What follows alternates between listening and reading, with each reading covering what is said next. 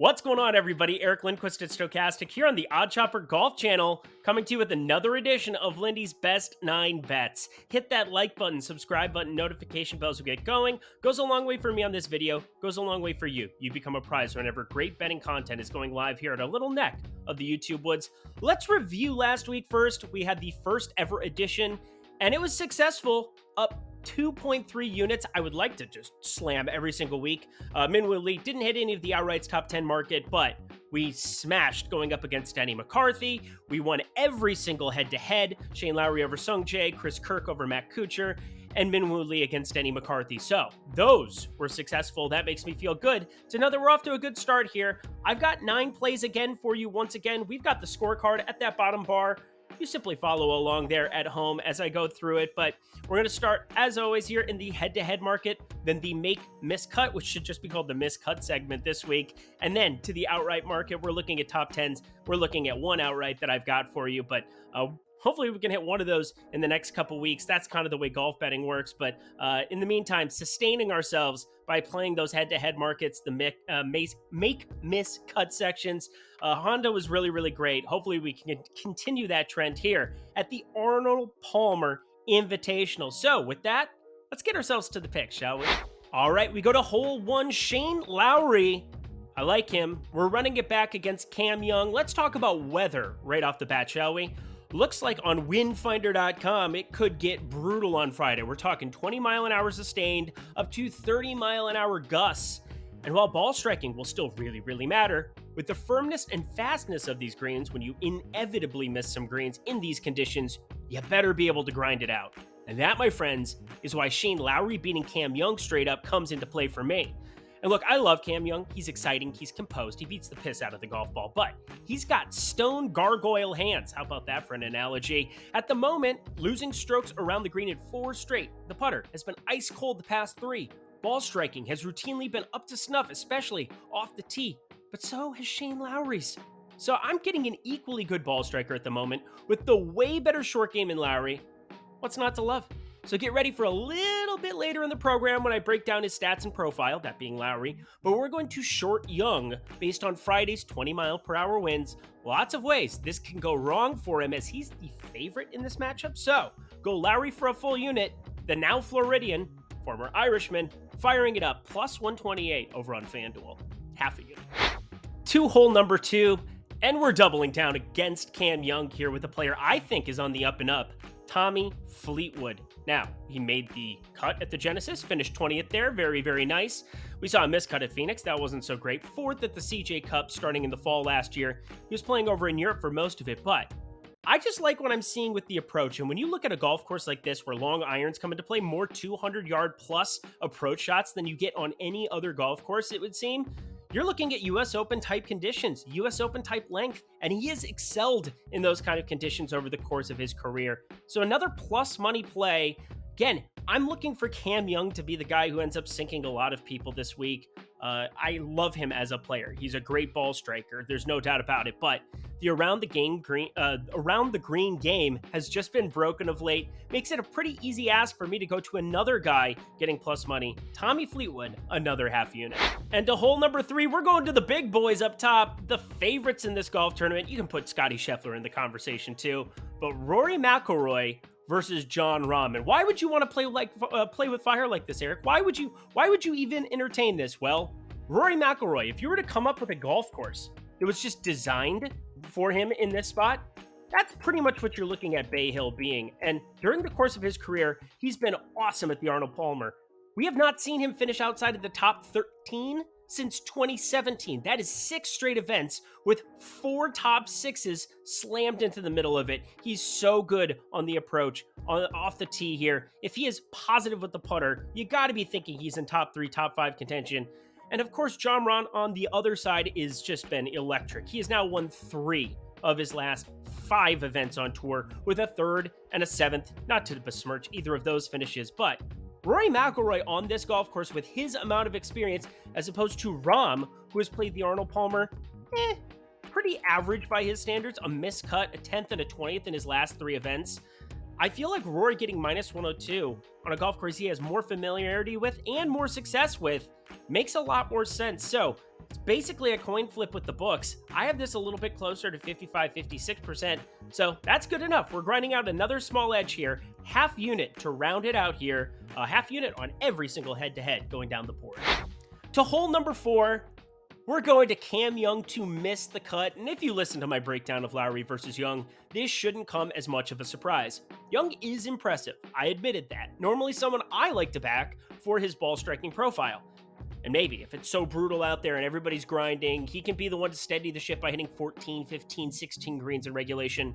But this is a reduced field of 120 golfers. They'll still be cut to only 65 in ties. So again, that's a better cut percentage than normal. That's why you're getting such large plus money going to these certain players. So you need kind of a big blow up for somebody who has as elite of a ball striking profile as Young to miss an actual cut here. But for me, the Achilles heel, again, is that short game. And in 2023, he has not had one. It has been non-existent. So kind of the inverse of what we capitalized on last week at the Honda with Denny McCarthy, who was super weak with the ball striking, and I didn't think profiled well in that spot. I'm going to be shorting Young here, hoping the around the green game matters a little bit more than it did last week. Specifically looking at Friday, 50% of the golf that you're playing on Thursday and Friday is going to be played in a ton of wind. You got to get up and down and grind it out. So I hope the wind wreaks havoc here on Mr. Young. Half a unit on him to miss the cut. And hole number 5, Tom Kim to miss the cut. As I said before at the beginning of this program, I'm looking at all missed cut numbers here in this spot, but I think this is kind of a broken line, plus 250. I think it should be shorter odds than that. And Tom Kim is a really fun story, and someone I've backed a fair share of times before people knew who he was last summer. He went on a little bit of a mini tear, won the Wyndham and the Shriners, 2 wins going towards the fall there, locking up his tour card for the foreseeable future. You're going to see a lot of him. But aside for the 6th that he had at the American Express here this spring, he's still been teetering on some weak form in all departments, still making cuts, 50th and 45th in those past 2 elevated events. But my God, is the ball striking down in a pronounced way. Part of that is field quality, but part of it also is going to be playing tougher fields on tougher golf courses. And on a nearly 7,500-yard golf course at sea level, I don't see how he competes in an elite field that just smashes the golf ball like a Rahm, like a Rory, like a Scheffler, unless the putter just does meteoric things like it's done in a couple of his wins. And yes, just 120 players, 65 in ties get in. More than 50% of the field will be making the weekend, so it's tough to convert some of these. But more than a few top-tier players will miss the cut here. You heard me, will. And they're going to be pieces of value here, and I think Kim's weak form of late makes him a prime candidate to do so. So another longish type miscut play, but I really like it this week. Plus 250 for Mr. Tom Kim over on DraftKings to miss the cut. Half a unit. And number 6, oh boy, now this one is a hot take, but this speaks to the theme that if a par is at a premium, trusting the short game of Viktor Hovland to overcome all is not ideal. 111th in strokes gained around the green amongst this field over his last 50 rounds is Hovland. He's been negative with the putter in those last 2 elevated events. Now, of all of these plays, Hovland is the most unlikely to miss the cut in my eyes for sure, but that's probably illustrated by the numbers on the side of your screen. Minus 550 to make the cut. That's pretty likely. So just saying, this is not a parlay piece. I don't want to see a miscut parlay grouping of some sort. Although I kind of want to because it would be really, really fun to hit one of those. But he missed the cut. His last 2 missed cuts, the US Open and the Genesis Scottish Open in back-to-back events last year. Only missed cuts over the last calendar year. But you know what golf course looks eerily similar to those events on Friday? Yeah. It's a US Open at Bay Hill. Bay Hill has US Open characteristics to its firm, fast, chipping matters, long roughs. So yeah, 3 straight missed cut bets, and Hovland hitting would be the least likely of the bunch here at plus 350. And don't go crazy, half a unit again, but these are nice additions to your card considering I have no interest in betting them as at outrights as it is right now.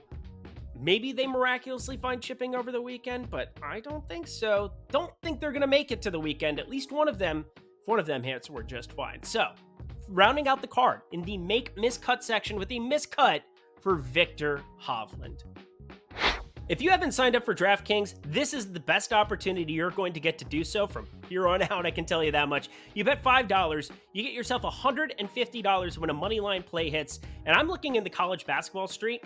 again, you want to find the biggest favorite you can.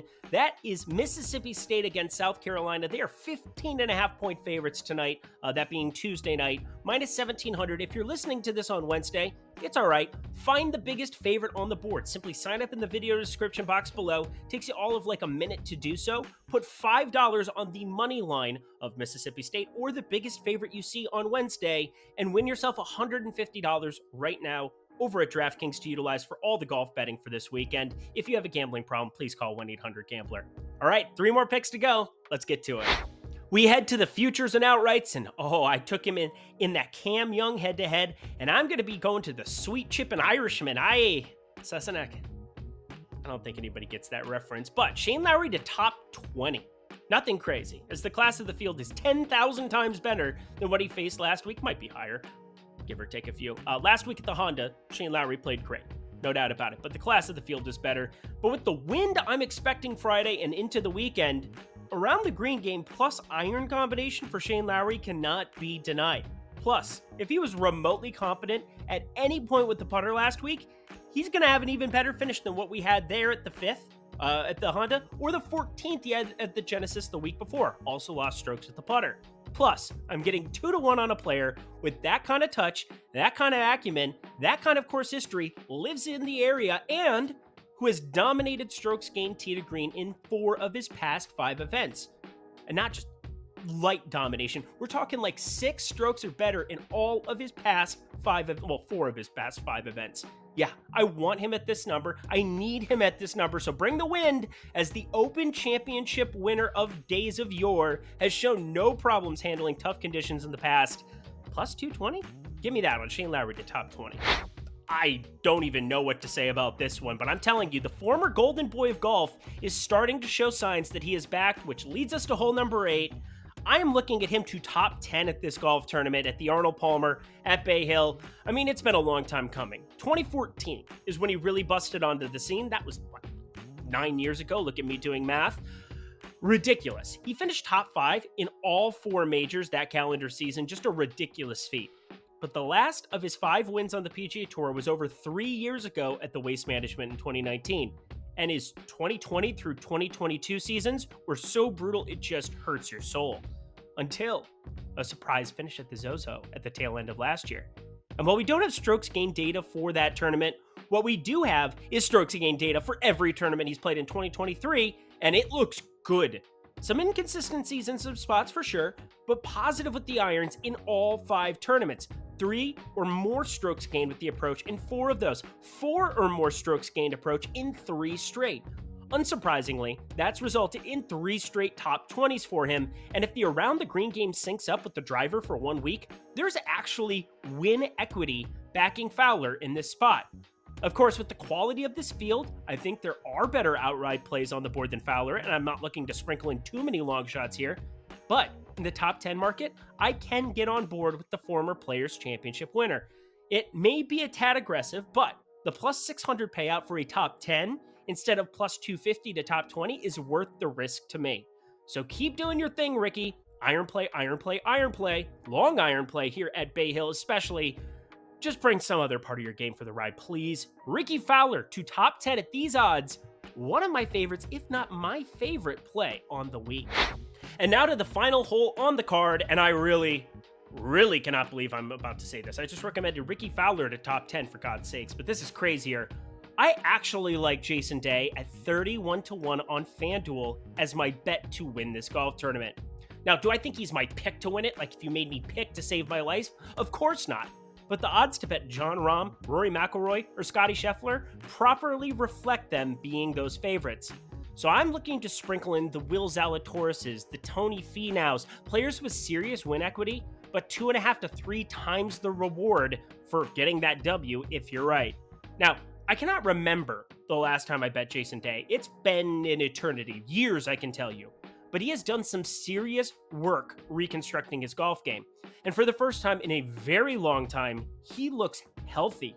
3 straight top 10s in loaded fields at the Farmers, Waste Management, Genesis, positive strokes gained, 2.5 strokes plus off the tee in those events. And most importantly, his superpower is back around the green game. back into the height of his powers in the mid-2000s, or the mid-2010s. There we are, found it. He has been elite around the green and the putter. 3.7 strokes gained is his worst result of the year so far. That's absurd. Now, I just talked about how important iron play is, and that's been the only part of the game that's been a little spotty for him so far this year. But I am pretty sure that when it does click, like it did at the Waste Management, he gained 3.2 strokes a gain approach there. He's going to be at the top of leaderboards automatically because that's short game. And if it does blow, if it gets crazy windy, a lot gets made of his ball flight being super, super high, but he's an Aussie with tons of familiarity, success around places like Bandon Dunes, or not Bandon Dunes, that's not where I'm thinking of, Whistling Straits, that would be the place in Wisconsin that I'm thinking of, and why not back him around the green game? Pars become a premium, US Open-like conditions, sounds great to me, so here we go. Make sure you shop for odds north of 30 to 1 here. I don't want him at 25 to 1, but on FanDuel, currently 31 to 1, my favorite outright play on the board for the Arnold Palmer Invitational. And that does it for the second edition of Lindy's Best 9 Bets. Let me know in the comment section below what you think of my plays, if there's anything you've got your eye on for the Arnold Palmer. Next week's going to be the Players. Very excited to break that one down for sure. Don't forget to check out DraftKings. We have the premium Discord down there. Lots of great offerings in that video description box below, so check it out. Until next week, I'm Eric Lundquist. Best of luck in the PGA streets this week.